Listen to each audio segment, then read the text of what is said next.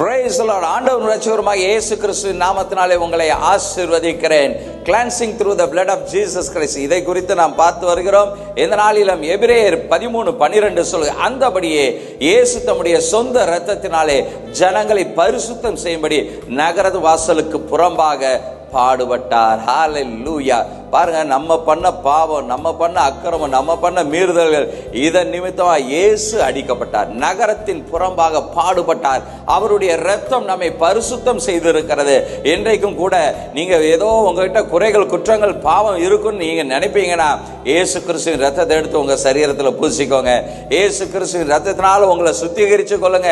இயேசு கிறிஸ்துவின் ரத்தம் உங்களை மீட்கிறதாய் இருக்கிறது. இன்றைக்கும் அந்த ரத்தம் நம்மை பரிசுத்தப்படுத்தி கொண்டு இருக்கிறது. இன்றைக்கும் அந்த ரத்தம் நம்மை சுத்திகரித்து கொண்டு இருக்கிறது. ஹல்லேலூயா. அதனால சந்தோஷமா இருங்க. ஏதோ குற்ற உணர்வோட இருக்காதீங்க, கில்ட்டி கான்ஷியஸ்ல இருக்காதீங்க. அதை விட்டு வெளியில வாங்க.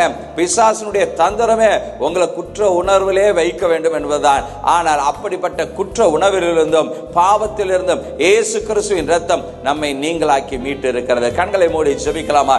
எங்களை அதிகமாய் நேசிக்கிற எங்கள் அன்பின் ஆண்டவரே, இந்த ஆசீர்வதிக்கப்பட்ட நேரத்தில் இயேசு கிறிஸ்துவின் ரத்தத்தினால் உண்டான பரிசுத்தம் ஆண்டவரே, இப்பொழுது இதை நேரலையில் பார்த்து கொண்டிருக்கிற உம்முடைய பிள்ளைகள் ஒவ்வொரு மீதும் கடந்து வரும்படியாக ஜெபிக்கிறேன். ஆண்டவரே, உம்மை போல நாங்களும் பரிசுத்தராய் இருக்கத்தக்கதாக உம்முடைய இரத்தத்தினால் உண்டான அந்த பரிசுத்தமும் சுத்திகரிப்பும் இப்பொழுது எங்கள் ஒவ்வொரு வாழ்க்கையிலும் உண்டாயிருக்கும்படியாக ஜெபிக்கிறேன். நேரலையில் பார்த்து கொண்டு இருக்கிற உம்முடைய பிள்ளைகளை சுத்திகரிப்பீராக.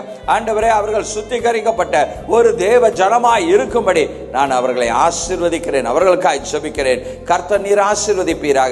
இயேசுவின் நாமத்தில் ஜெபிக்கிறோம் பிதாவே. ஆமென், ஆமென். God bless you. ஆண்டவர் உங்களை ஆசீர்வதித்திருக்கிறார். நீங்கள் சுத்திகரிக்கப்பட்டவர்கள். இயேசு கிறிஸ்துவின் இரத்தம் உங்களை பரிசுத்தமாக்கி இருக்கிறது. God bless you.